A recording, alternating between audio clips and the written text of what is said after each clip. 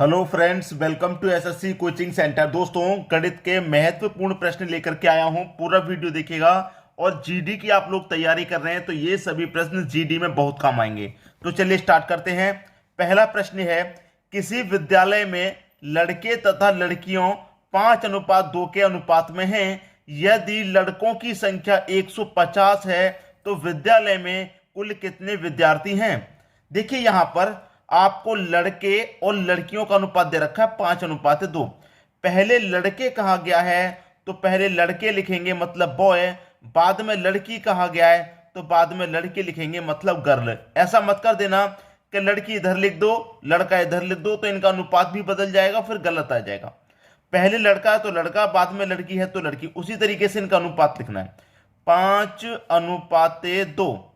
ठीक है, पहले अनुपात 5 है, ये पहले लड़के का है, बाद में लड़की दिया गया तो बाद में लड़की का अनुपात। ठीक है, ये इनका अनुपात है। अब आपसे यहां पर कह रहा है कि लड़कों की संख्या कितनी है, 150 है।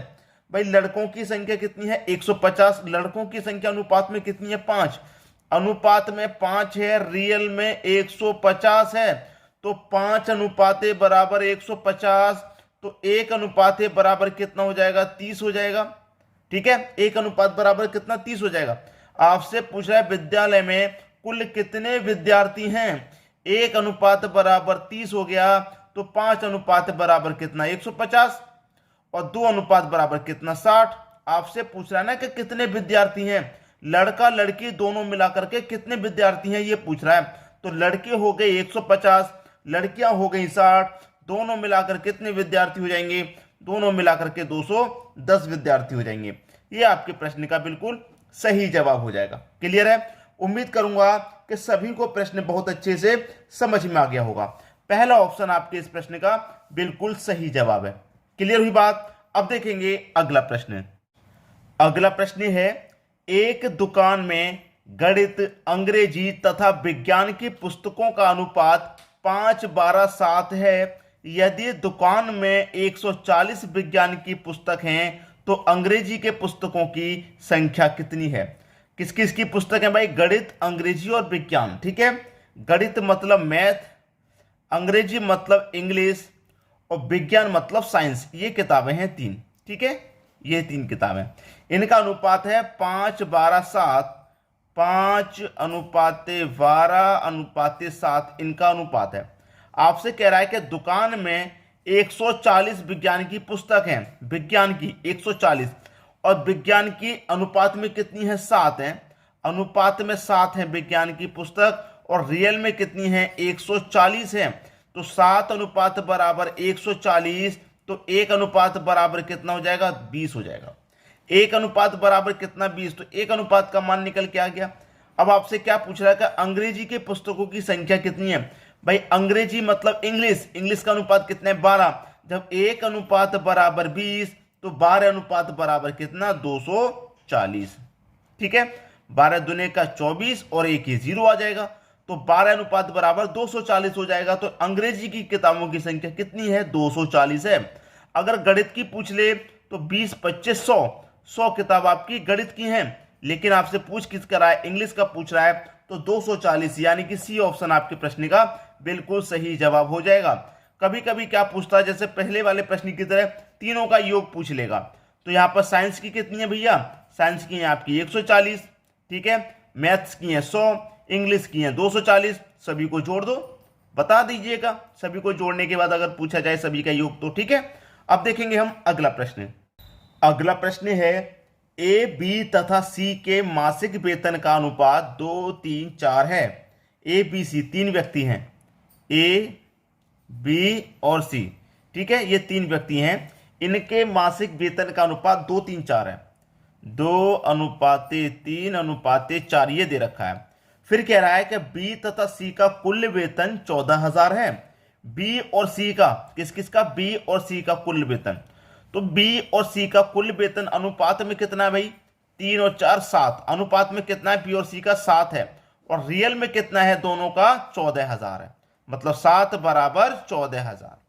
ठीक है, बी और सी का कुल वेतन कितना है, 14,000 है दोनों का, लेकिन दोनों का अनुपात में वेतन कितना है, 7, और रियल में 14,000। तो 7 बराबर 14,000 के है, तो 1 अनुपात का मान निकालो। जब 7 अनुपात बराबर 14,000 तो 1 अनुपात बराबर कितना, 1 अनुपात बराबर 2,000। 1 अनुपात का मान निकल के आ गया। अब आपसे कह रहा है कि ए से बी का वेतन कितना प्रतिशत अधिक है। ए से बी का वेतन कितना अधिक है, सबसे पहले तो इनका निकाल लो।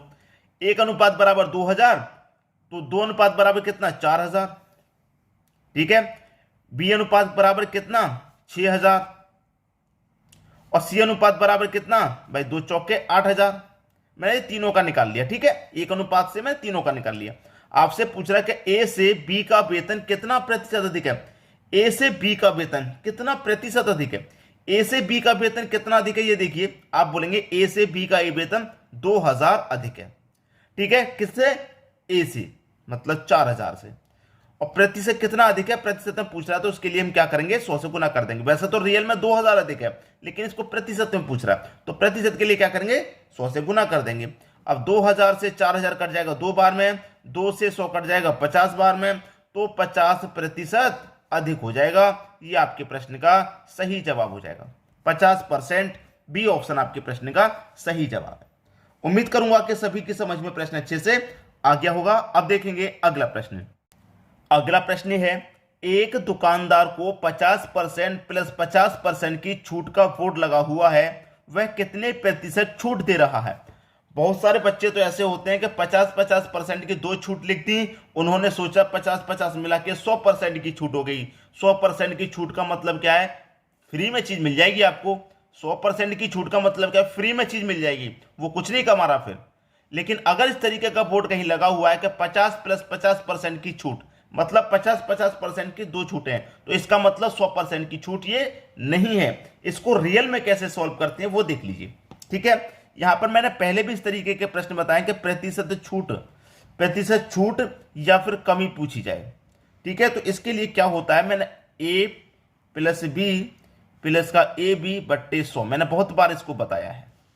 माइनस में रहेगा, कमी की बात करेंगे, छूट की बात करेंगे तो, अगर प्रॉफिट की बात करेंगे, लाभ की बात करेंगे तो प्लस में रखेंगे। ठीक है, अब ये 50-50 की क्या है, छूट का मतलब कमी, मतलब पहले वाली वैल्यू ए, दूसरी वाली वैल्यू बी।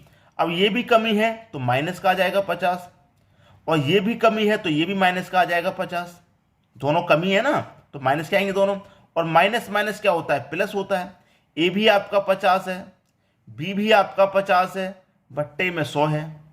2 जीरो से आपके ये 2 जीरो कट जाएंगे, 5 गुने 5 25 होता है। माइनस का 50 मिलकर के माइनस का 100, और ये प्लस का कितना आ जाएगा 25, ये प्लस का कितना है 25।